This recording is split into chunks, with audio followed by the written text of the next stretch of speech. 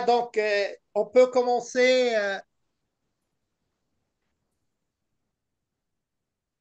Bonsoir à vous tous. C'est notre leçon numéro 149.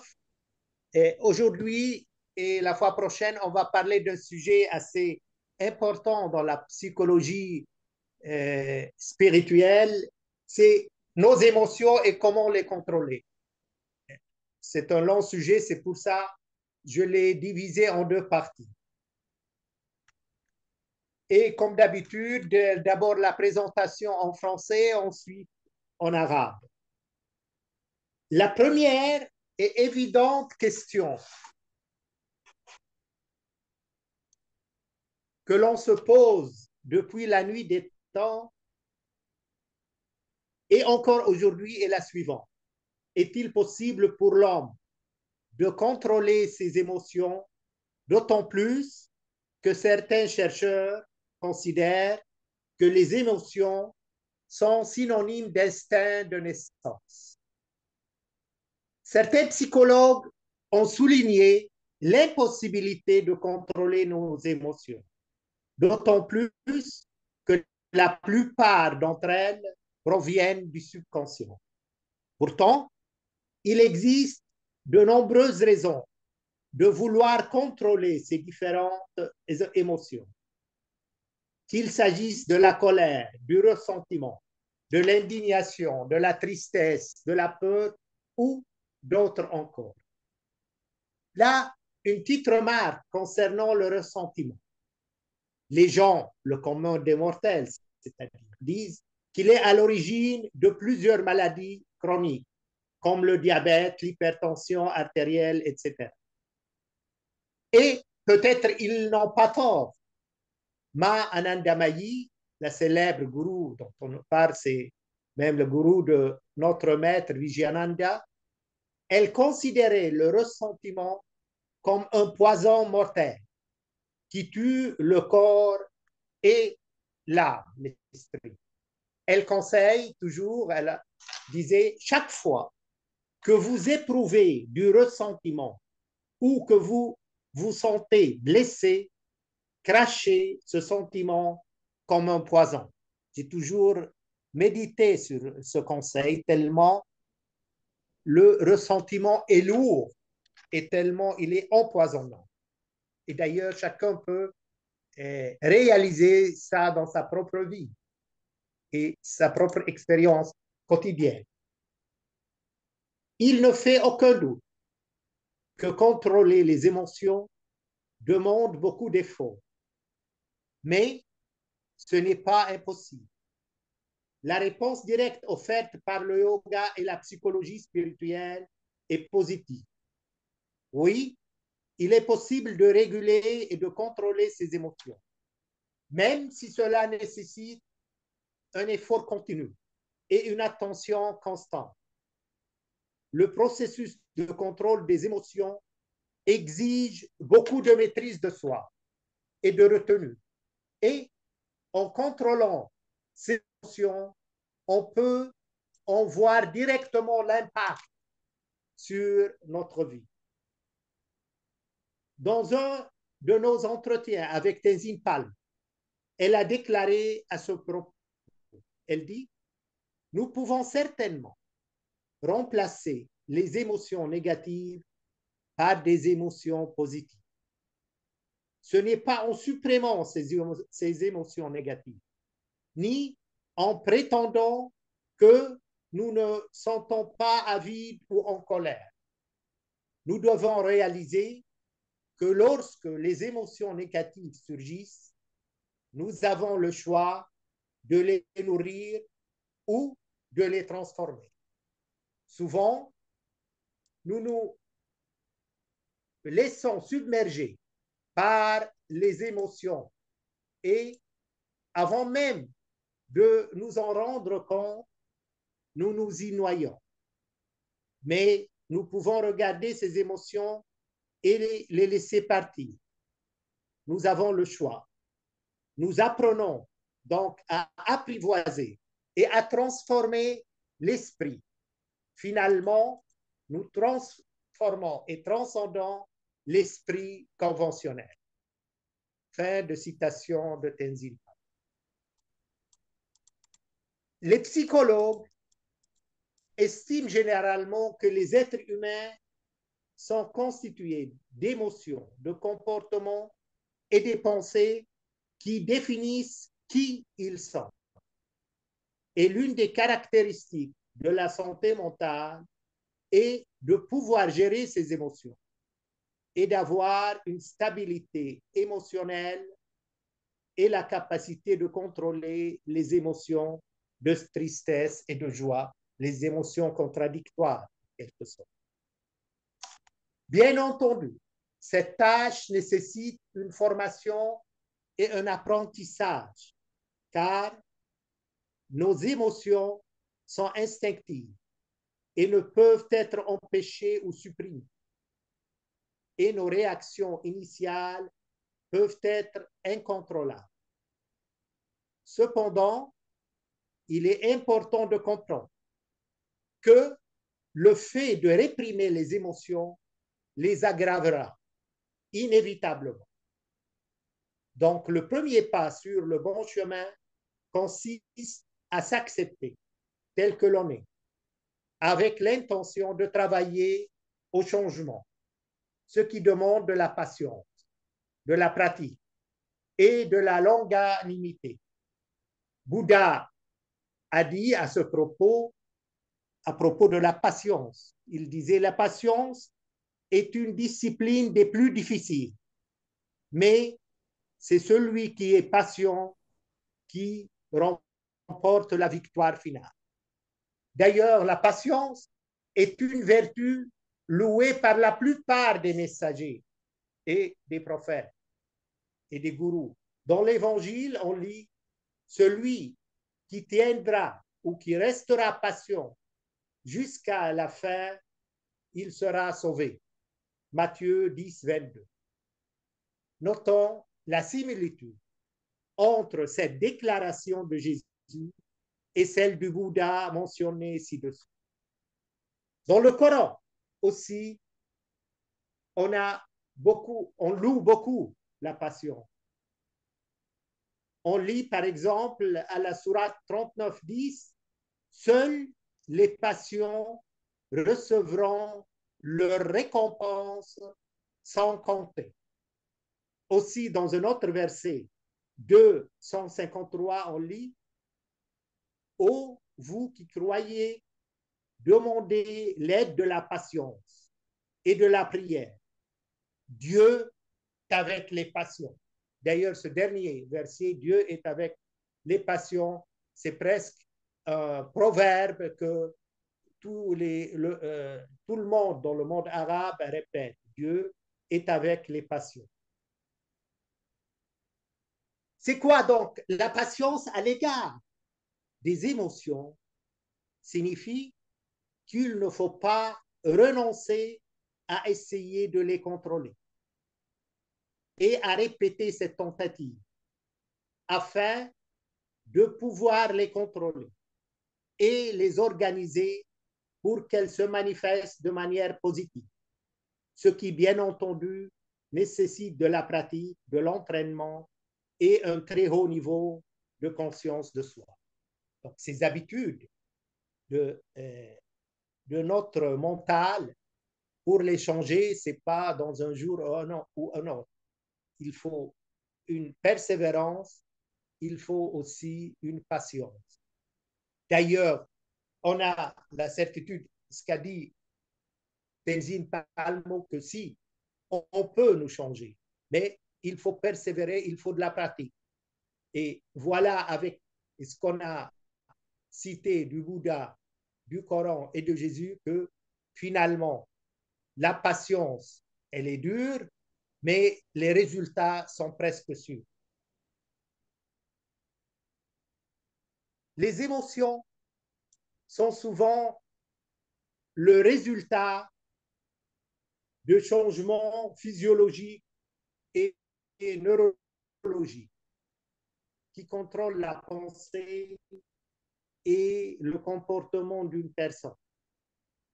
Certaines personnes peuvent parfois avoir des émotions instables ou des émotions incontrôlables. Les causes de cette instabilité émotionnelle ou sentimentale sont multiples, allant des changements hormonaux au stress et aux troubles mentaux.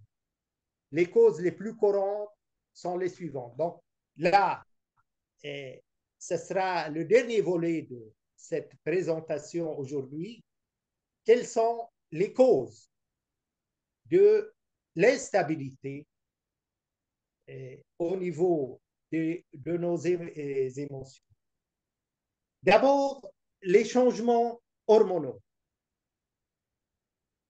La première cause d'instabilité émotionnelle est le changement hormonal. Les femmes en font souvent l'expérience pendant la grossesse, les menstruations et la ménopause, en raison de l'évolution du taux d'oestrogène, une hormone liée à l'humeur. Outre l'oestrogène, il existe d'autres hormones qui contrôlent les émotions, telles que l'adrénaline, la dopamine, la noradrénaline, le cortisol et d'autres encore, qui ont toutes une incidence sur les émotions. Ben, ça, c'est évident et tout le monde en parle, surtout en physiologie et en psychiatrie. Donc, un changement du niveau hormonal de n'importe de ces hormones peut affecter nos émotions et c'est pour ça qu'il faut faire attention aux sécrétions hormonales. Et là, bien sûr, c'est une longue histoire et parce que c'est lié d'abord à des cas qu'on vit, à des maladies, à des états d'âme et états de corps. Mais en général, il faut avoir déjà en esprit que ces hormones et ces sécrétions hormonales ont un impact direct sur nos émotions.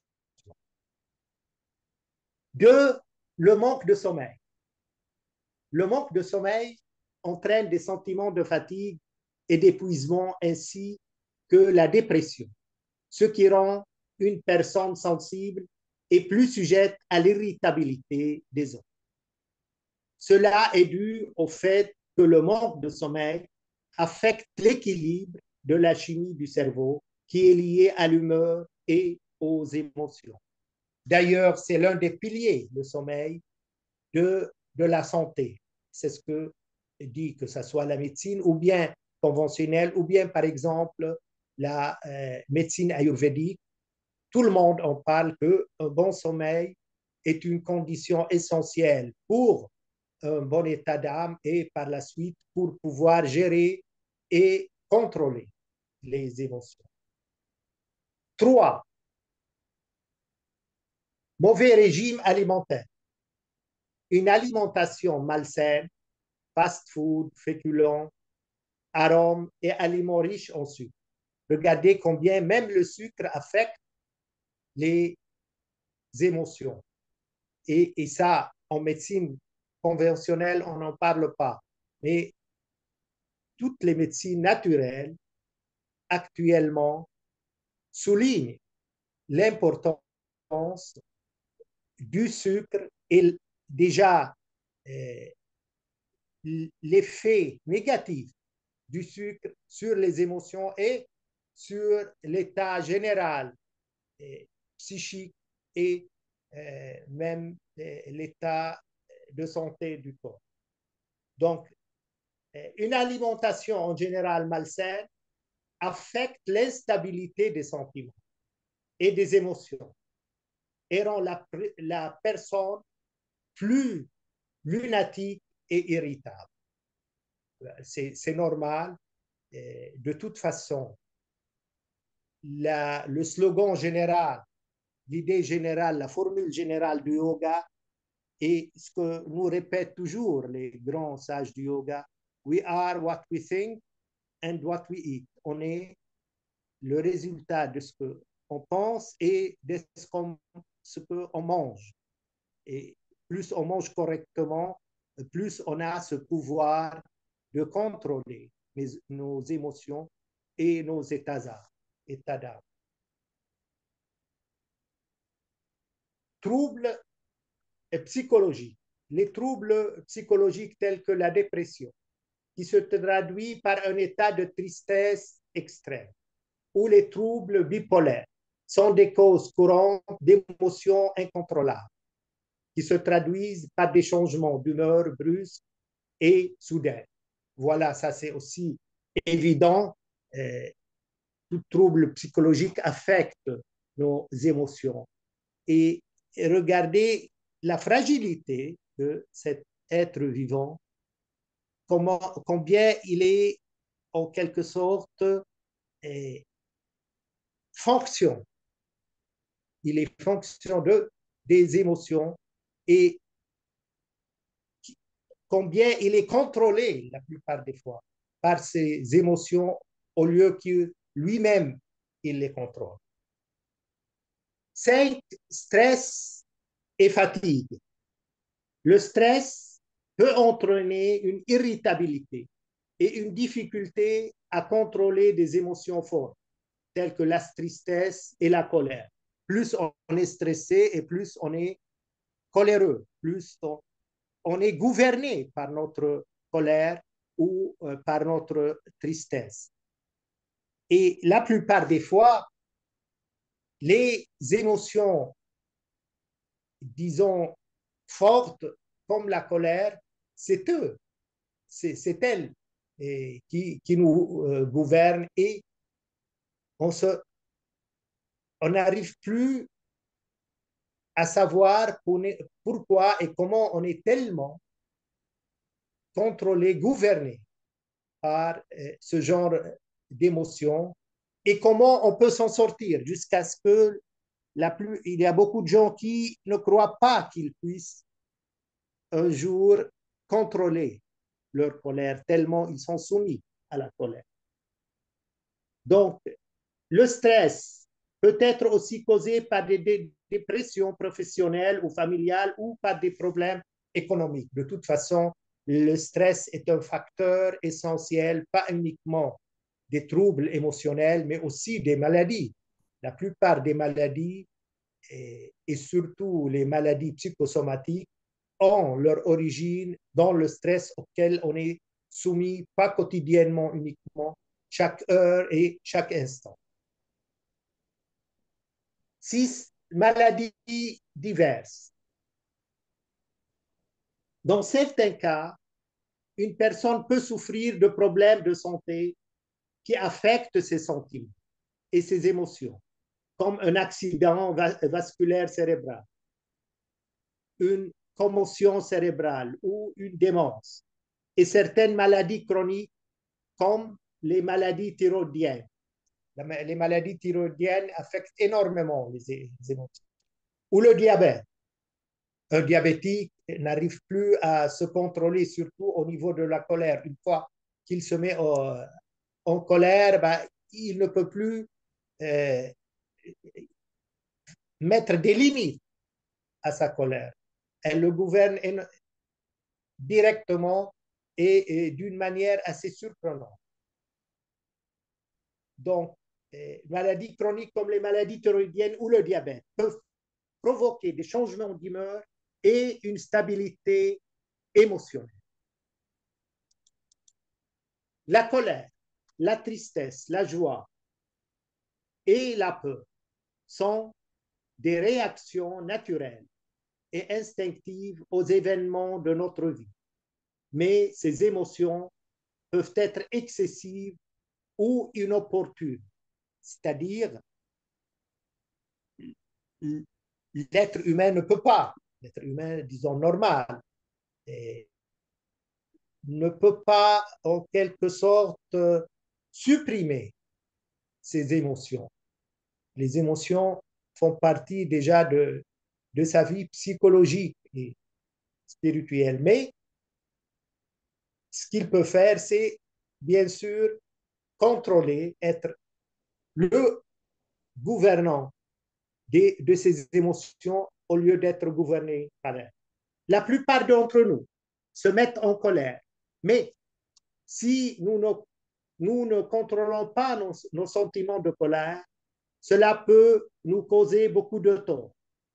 Il est donc important de savoir comment contrôler ces émotions afin qu'elles puissent être canalisées de manière plus positive. Ce sera le sujet de notre prochaine conférence, dans laquelle nous développerons la vision et les conseils de la psychologie spirituelle dans ce domaine à travers 10 commandements pour le contrôle des émotions tirés des enseignements du yoga et de des grands sages du yoga. Donc, voilà pour conclure. On a parlé de la colère. Il y a le ressentiment qui est un mélange de colère, de refus. Les Français, ils peuvent comprendre facilement parce qu'on parle toujours que les Français, c'est un peuple râleur, donc qui n'est jamais satisfait. Et là, avec ce conseil de Mahananda Mahi, cracher le sentiment, le ressentiment, cracher le ressentiment comme un poison mortel, combien c'est important de méditer et d'observer nos réactions quotidiennes, parce que notre refus, notre ressentiment, il est presque continuel, plus que quotidien. On refuse, on n'est jamais satisfait et combien cette insatisfaction nous fait de tort. Voilà en gros, et on aura un peu plus le temps la prochaine fois, parce que je n'ai pas voulu aujourd'hui exposer les 10 commandements que j'ai tirés des enseignements yogiques, faute de temps. Donc, je les laisse à la fois prochaine pour euh, en parler en plus de détails et pour parler un peu plus pratiquement. Qu'est-ce que le yoga, la psychologie spirituelle nous conseille pour maîtriser et pour contrôler nos émotions. Voilà. Et là, je passe à la présentation arabe.